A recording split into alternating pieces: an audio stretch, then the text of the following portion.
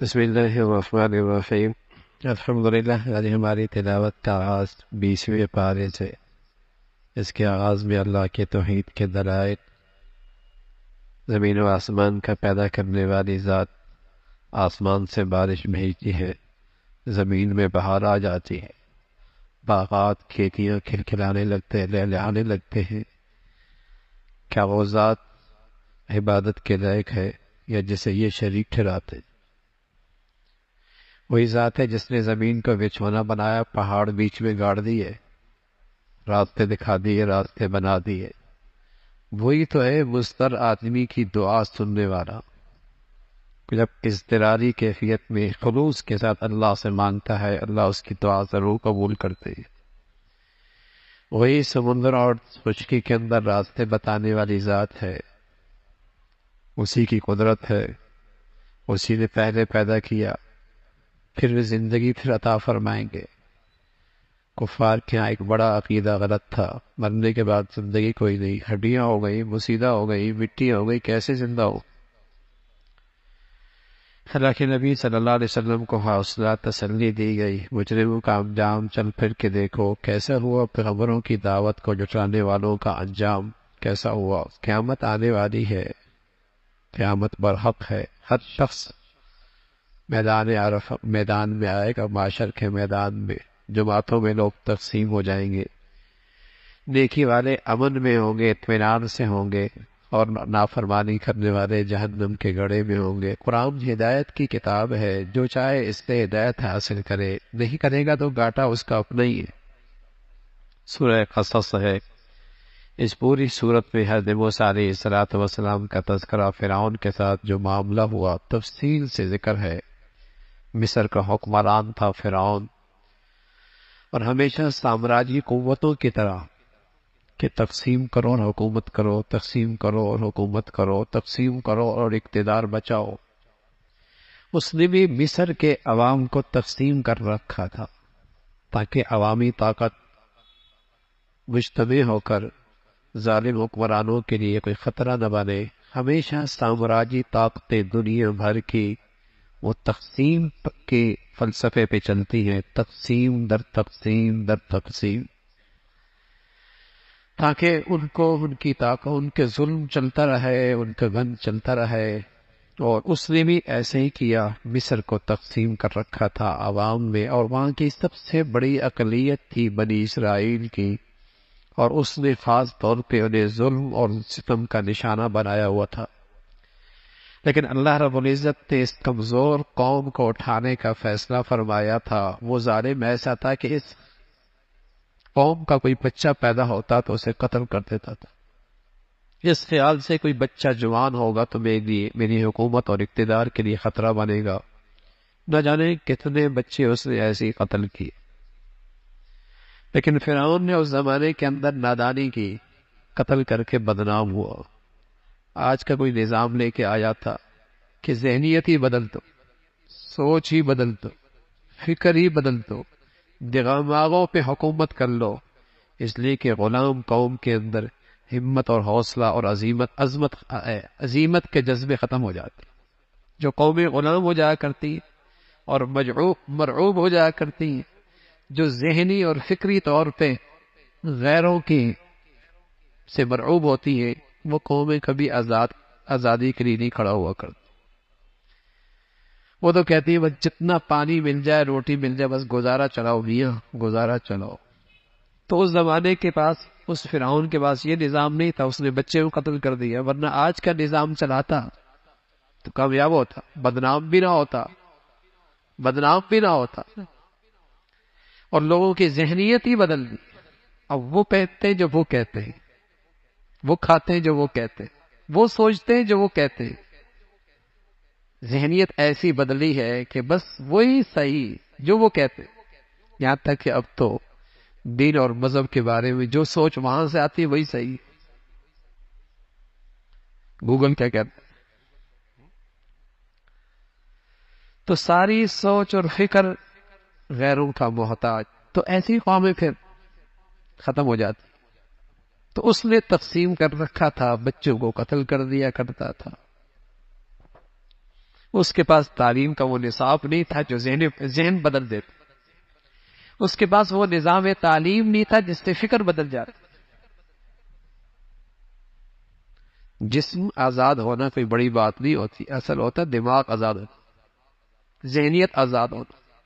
اس لیے کہ صرف میرے جسم آزاد ہوئی اور دماغ آزاد نہ ہوا تو آزاد خطے میں رہ کر بھی ساری دولت اپنی آقاؤں کو دے گا، تعلیم کے نام پر، علاج کے نام پر، سیاحت کے نام پر ساری صلاحیتیں اپنے آقاؤں کو دے گا۔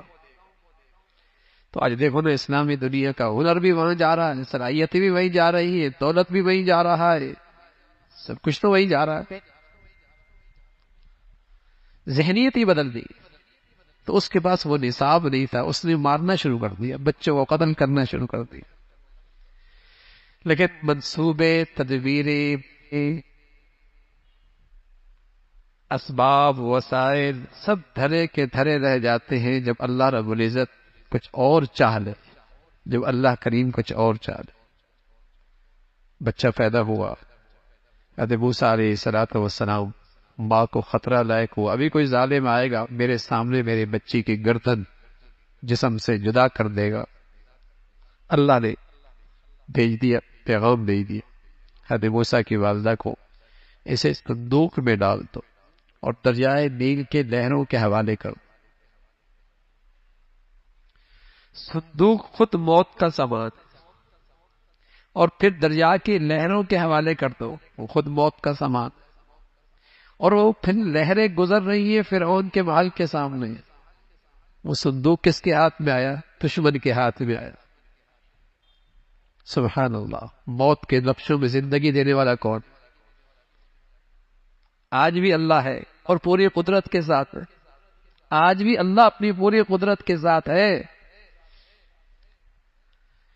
ورنہ تو اللہ بھی حضرت موسیٰ کی والدہ سے کہتے بچے کو اٹھاؤ اور کہیں دور لے جاؤ، لیکن صندوق میں ڈالو، اور صندوق میں ڈالنے کے بعد بھی دریائے نیل کے لہروں کے حوالے کرتے۔ لہریں بھی کہیں دور لے جاتی، گئی تو کہاں؟ دشمن کے ہاتھ، فرعون کے ہاتھ۔ اللہ اللہ اللہ اللہ ہے، اور اللہ قدیر ہے، اللہ عزیز ہے، غالب ذات ہے۔ اللہ ہمیں اپنی ذات پہ یقین نصیب فرما دے، اپنی صفات پہ یقین نصیب فرما دے۔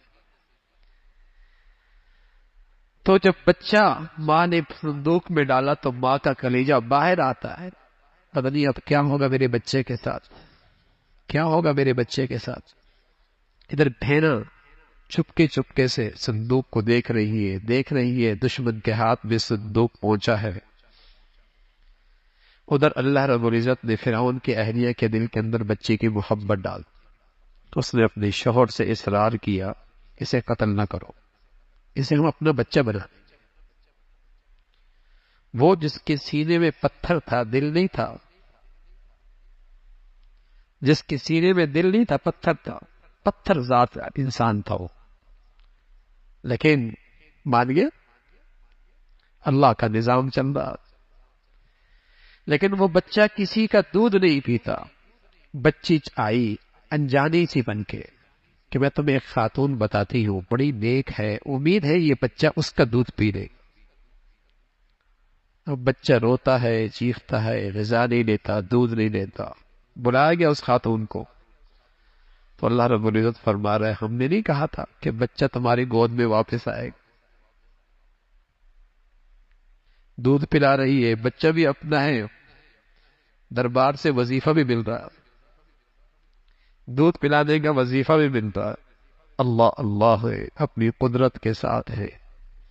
حضرت موسیٰ علیہ السلام جوان ہوتے ہیں، دشمن قوم کا ایک آدمی کا خون ہوتا ہے ان کے ہاتھ سے، فرعون کے دربار میں فیصلہ ہوتا ہے کہ اسے موسیٰ علیہ السلام کو گرفتار کر کے لے کے آؤ۔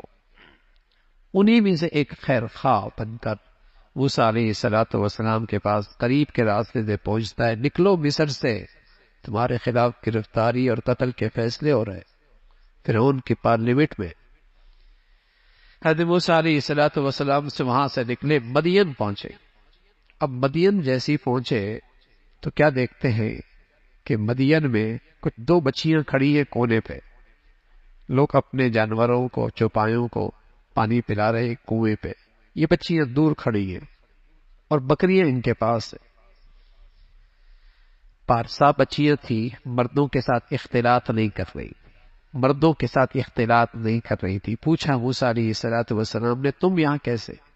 کہا مرد فارغ ہو جائیں پھر ہماری ضرورت ہے، ہم اپنی بکریوں کو پانی پلائیں گے، اس لیے کہ ہمارے والد بوڑھے ہیں، گھر میں کوئی مرد ہے نہیں، اس لیے ہم باہر نکلی ہیں۔ حضرت موسیٰ علیہ السلام قریب میں ایک اور کنواں تھا جس کے اوپر چٹان پڑی ہوتی بڑی بڑی۔ موسیٰ علیہ السلام کے پاس نبوت کی طاقت تھی، اللہ نے طاقت دی تھی۔ چٹان ہٹائی، بکریوں کو پانی پلایا، بکریاں بچیوں کے ساتھ، آج بچیاں بکریوں کے ساتھ جلدی گھر پہنچی۔ ابا سے کہا، ابا ایک آدمی ملا ہے، اس نے ہماری بکریوں کو آج جلدی پانی پلا۔ ابا نے کہا جب بیٹی بلا کے لا۔ بچی آئی، قرآن نے عجیب نقشہ کھینچا اس بچی کا آنے کا، کہنے لگا تمشی علی الحیاء علی الاستحیاء قال احداہما یا ابت استأذن۔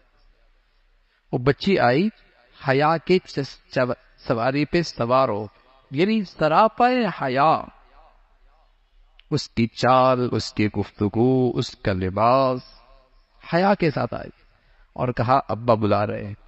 حضرت موسیٰ علیہ السلام وہاں پہنچتے ہیں، بچیاں اپنے ابا سے کہنے لگی، بڑی صاحب بصیرت بچیاں تھی، صرف ایک طرز عمل دیکھ کر ابا سے کہنے لگی، ابا اگر آپ نے اپنے گھر میں کسی کو ملازم رکھنا ہے تو انہیں رکھ لو، ان میں دو خوبیاں موجود ہیں، ایک تو جس کام کے لیے آپ انہیں رکھنا چاہتے ہیں اس کی استعداد اور صلاحیت ان میں موجود ہے، دوسرا یہ آدمی دیانتدار بہت ہے، اس نے نظریں اٹھا کر نہیں دیکھا ہماری طرف، دیانتدار بہت، امین ہے، امین، دیانتدار بہت ہے۔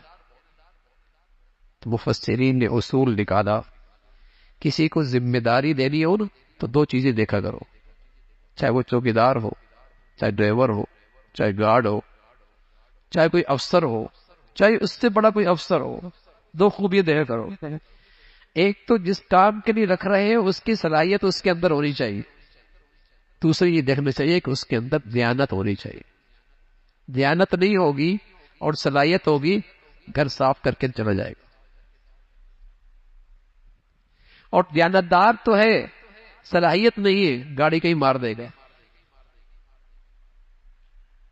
آج یہی تو ہو رہا ہے، یا دیانت نہیں یا صلاحیت نہیں، یا اناڑی بیٹھا ہوا ہے، نااہل بیٹھی ہوئی ہے، یا خائن بیٹھی ہوئی ہے، لٹیرے بیٹھے ہوئی ہیں، ہر دفتر میں دیکھیے، ہر ذمہ داری میں دیکھیے، یہی تو نظر آتا ہے، یا نااہل بیٹھے ہیں یا دیانت بیٹھے ہیں، صلاحیت بہت ہے لیکن صلاحیت کہاں لگ رہی ہے؟ مال کیسے لینا ہے اور نشان بھی نہیں چھوڑنا، لوٹنا بھی ہے اور عزت بھی کمانی ہے، ساری صلاحیت یہاں لگ رہی ہے، یا نااہل ہے، بیڑا غرق کر لیا۔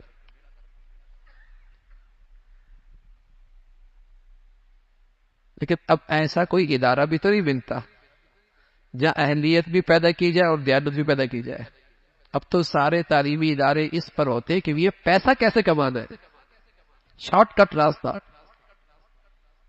وہاں تو دیانت پیدا ہی نہیں کی جاتی، انسانیت کی کوئی خانہ ہی وہاں نہیں ہے، تو پھر ایسا ہی ہوگا۔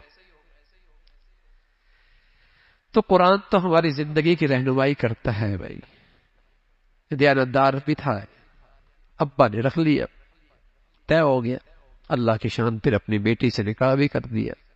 موسیٰ علیہ السلام مدین سے پھر مصر جا رہے ہیں اپنی اہلیہ کو ساتھ لے کر، اب راستے میں نبوت ملتی، اور وہ منظر نبوت کا سارا منظر ہے قرآن کی آیت کے اندر، کس طریقے سے اللہ رب العزت نے معجزے دیے، اور پھر آپ نے فرمایا کہ فرعون کے پاس جاؤ، بڑا سرکش ہے وہ اور اس کا لشکر، اسے مرنے کے بعد کی زندگی پہ یقین نہیں، اس لیے بڑی سرکشی کر رہا ہے اور بڑا ظلم مچا رکھا ہے۔ اللہ نے پھر موسیٰ علیہ السلام کی قوم کو تورات کی شکل میں کتاب دی، طور پر بلایا اور وہاں آسمانی کتاب دی اور قوم کا تذکرہ فرمایا۔ پھر اللہ نے اپنے نبی سے فرمایا کہ ہدایت تو اللہ کے ہاتھ، ہدایت کو اللہ کے ہاتھ میں ہے۔ ہاں آپ کا کام دعوت دینا ہے، ہدایت کی طرف رہنمائی کرنا ہے۔ جو اپنے طلب پیدا کرے گا اور ہدایت پہ چلنا چاہے گا، اللہ اسے توفیق نصیب فرما دیں گے۔ فرمایا دنیا کے اندر ہم کچھ لوگوں کو بدلہ نیکی دنیا دے دیتے ہیں، لیکن اصل انعام آخرت میں ہے۔ جو نیکی کی زندگی اختیار کریں گے وہ کامیاب ہو جائیں گے، اور جو نیکی کی زندگی سے محروم ہوں گے وہ خسارے میں ہوں گے۔ اللہ کی قدرت کا تذکرہ فرمایا۔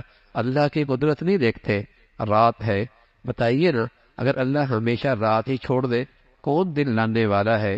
اور اللہ دن ہی کو بڑھا دے کون رات لانے والا ہے؟ رات اور دن کا نظام تو اللہ لے کے آتے اور صدیوں سے لا رہا ہے، نظام ہر ایک ہی کوئی نہیں آتا، وہی اللہ کی ذات ہے۔ اور پھر ایک اور بڑا سرکش اور متکبر قارون کا تذکرہ ہے، جسے جو اپنی دولت کی وجہ سے گھمنڈ میں مبتلا تھا، مغرور ہو چکا تھا، تکبر میں مبتلا تھا۔ حضرت موسیٰ علیہ السلام نے اسے سمجھایا کہ اللہ کی دی ہوئی نعمتوں میں اللہ کو یاد رکھو، اللہ کے بندوں کے ساتھ حسن سلوک کرو۔ تو کہنے لگا یہ سب میرا ہنر ہے اور میری کمال ہے اور میری ذہانت ہے اور میری صلاحیت ہے، میں اس میں سے کیوں خرچ کروں؟ نافرمان اور فرما بردار میں یہی فرق ہے۔ فرما بردار پر اللہ کی نعمتیں ہوں تو وہ اللہ کا شکر گزار احسان شناس بنتا ہے، نافرمان کے پاس اللہ کے انعامات ہوں تو وہ احسان فراموش بنتا ہے، وہ احسان فراموش بنتا ہے، اس کے اندر سے ظلم بڑھتا۔ تو یہ قارون جب اپنی شاہانہ ٹھاٹ باٹ کے ساتھ ایک مرتبہ باہر نکلتا ہے، سواری شاندار، لباس بڑھیا، آگے نوکر چاکر، تو جو لوگ دنیا کی محبت میں ڈوبے ہوئے تھے اور دنیا پرستی ان کے اندر رچی بسی ہوئی تھی، جن کے ہاں کامیابی کا معیار ہی دنیا تھی، اسے دیکھ کر کہنے لگے اوہو کیا نصیب اچھے ہیں اس کے۔ جیسے آج ہم لوگ بھی کہتے ہیں ہاں کتنی قسمت اچھی ہوئی ہے، کیا اس کی شہرت ہے اور کیا نام ہے اور کیا ٹھاٹ ہے اس کی۔ تو جب دنیا پرستی اندر رچی بسی ہو تو جس کے پاس دنیا دیکھتے ہم کہتے ہیں بڑا نصیب والا ہے، بڑا خوش قسمت ہے۔ تو وہ اپنی ٹھاٹ باٹ کے ساتھ جب باہر نکلا تو کچھ لوگوں نے رال ٹپکنے لگا اور کہنے لگے بڑا نصیب والا ہے، کاش کہ یہ سب کچھ ہمارے پاس بھی ہوتا۔ جنہیں اللہ رب العزت نے آسمانی علم عطا فرمایا تھا اور دل کی آنکھیں نصیب فرما دی تھی، انہوں نے کہا ویلکم، تف ہے تم پہ، کس پہ رش کر رہے ہو؟ رش کرنا ہے تو ان لوگوں پہ کرو جن کی زندگیاں اللہ کی فرما برداری پہ گزر رہی، جن کی زندگیوں میں اللہ کی اطاعت ہے، اللہ کے حکموں کی تعمیل ہے، ان پہ رش کرو۔ روئے زمین پہ وہ خوش نصیب لوگ ہیں جن کی زندگیاں گناہوں سے پاک، وہ خوش نصیب ہیں، ان پہ رش کرو۔ اس کا تذکرہ فرمایا۔ پھر فرعون قارون اپنے خزانے کے ساتھ زمین پہ دھنستا چلا گیا، اس کا پورا محل اور اس میں جتنا خزانہ تھا، خزانہ بھی ایسا معمولی نہیں تھا، بہت بڑا سرمایہ دار، اس کے خزانوں کی صرف چابیوں کے لیے ایک بڑی جماعت درکار، صرف چابیوں کی لَتَنُوءُ بِالْعُصْبَةِ وَالْقُوَّةِ۔ وہ پورا محل اپنے خزانے کے ساتھ ماں قارون زمین پہ دھنستا چلا گیا اور پورا کا پورا زمین پہ دھنس گیا۔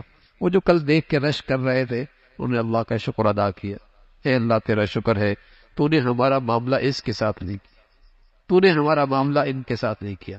پھر اللہ نے ایک ضابطہ بتایا، آخرت کا گھر اور آخرت کی کامیابی اور جنت ان لوگوں کے لیے ہے جو دنیا میں بڑائی نہیں چاہتے۔ اب تو سب چاہتی دنیا کی بڑائی ہے، اب تو یہ بت بن چکا ہے، اسٹیٹس ایک بت بن چکا ہے، بڑائی بس اسی پہ ساری دولت لگ رہی ہے کہ کس طرح میری شہرت ہو جائے، بس لوگوں کی زبانوں پہ میری تعریف ہو جائے بس۔ فرمایا آخرت کا گھر ان لوگوں کے لیے نہیں ہے، آخرت کا گھر تو ان لوگوں کے لیے ہے جو تقوی اور پرہیزگاری کی زندگی اختیار کرتے ہیں۔ پھر سورہ عنکبوت ہے، عنکبوت کہتا ہے مکڑی کو۔ شروع میں اللہ رب العزت نے فرمایا دنیا میں اللہ کے مخلص بندوں کی بھی آزمائش ہوا کرتی ہے، اور اس آزمائش میں اللہ رب العزت کھرے کھوٹے کی پہچان دنیا کو کراتے ہیں۔ ویسے تو اللہ کے علم میں ہے، لیکن ان آزمائشوں کی وجہ سے منافق اور مومن الگ الگ ہو جاتے ہیں۔ مومن اس آزمائشوں میں بھی اللہ سے وفاداری نبھاتا ہے، مومن اس آزمائش اور امتحان میں بھی اللہ سے وفاداری نبھاتا ہے، اور منافق دینی زندگی سے دستبردار ہو جاتا ہے، اللہ کے حکموں سے دستبردار ہو جاتا ہے۔ فرمایا یہ آزمائش آئے گی، اللہ کے ولیوں پر، نیکوں پر، پرہیزگاروں پر بھی آتی، لیکن نیک آدمی آزمائش میں، تکلیف میں، اس امتحان کے گھڑی میں بھی اللہ سے وفاداری نبھاتا ہے۔ پھر حضرات انبیاء کا تذکرہ فرمایا جو بڑی بڑی آزمائشوں سے گزرے ہیں۔ حضرت نوح 950 سال تک اپنی قوم کی زیادتیاں اور اپنی قوم کی ناانصافیاں برداشت کرتے رہے، اور اپنی قوم کی طرف سے آنے والی سختیوں کو خندہ پیشانی سے قبول کیا اور برداشت کیا، لیکن اللہ کی وفاداری میں فرق نہیں آیا۔ پھر حضرت ابراہیم کا تذکرہ، حضرت لوط کا تذکرہ، اور پھر ان قوموں کی ہلاکت کا تذکرہ، پھر قوم مدین، حضرت شعیب کا تذکرہ ہے۔ قوم کو تلقین کی اللہ کی طرف رجوع کرو، آخرت کو یاد کرو، اللہ کی طرف رجوع کرو، لیکن قوم نہ مانی۔ پھر اللہ نے فرمایا عاد ہے، سمود ہے، قوم لوط ہے، فرعون ہے، قارون ہے، حامان ہے، ہم نے انہیں پھر پکڑا۔ اور پکڑا کیوں؟ فَكُلًّا أَخَذْنَا بِذَنبِهِ، سب کو پکڑا ہم نے ان کے گناہوں کی وجہ سے۔ میرے عزیزو، گناہوں کے پیچھے اللہ کا غضب چھپا ہوتا ہے، گناہوں کے پیچھے اللہ کا عذاب چھپا ہوتا ہے، گناہوں کے پیچھے اللہ کی ناراضگی چھپی ہے۔ اگرچہ آپ نیکیاں زیادہ نہیں کر سکتے، کوئی بات نہیں، لیکن اللہ کے لیے اپنی زندگی میں گناہ نہ رہنے دو، اس لیے کہ گناہ کے پیچھے اللہ کا غضب چھپا ہوتا ہے۔ کب تھپڑ لگ جائے دنیا تماشا دیکھے، کب پکڑ ہو جائے تماشا بن جائے۔ گناہ نہ کرو۔ اور پھر فرمایا ہم نے ان کو گناہوں کی وجہ سے پکڑا، اور کیسے پڑا؟ بعضوں پر چیخ آئی، کلیجے پھٹ گئے، بعضوں پر آسمان سے پتھر برسے، بعض زمین میں دھنس گئے، اور بعض غرق ہو گئے۔ جن کی وہ پرستش کر رہے تھے ان کی مثال تو مکڑی کے جالے کی سی ہے، ان کے معبود اتنے کمزور ہیں۔ یہ اللہ رب العزت مثالیں دیتے ہیں تاکہ لوگ اللہ کی طرف رجوع کریں اور سمجھ بوجھ حاصل کر کے اللہ کی قدرت کو پہچان کر، اللہ کی قدرت کو دیکھ کر اللہ کو پہچان سکے۔ اللہ رب العزت زمین و آسمان کا یہ سارا نظام بنانے والا ہے۔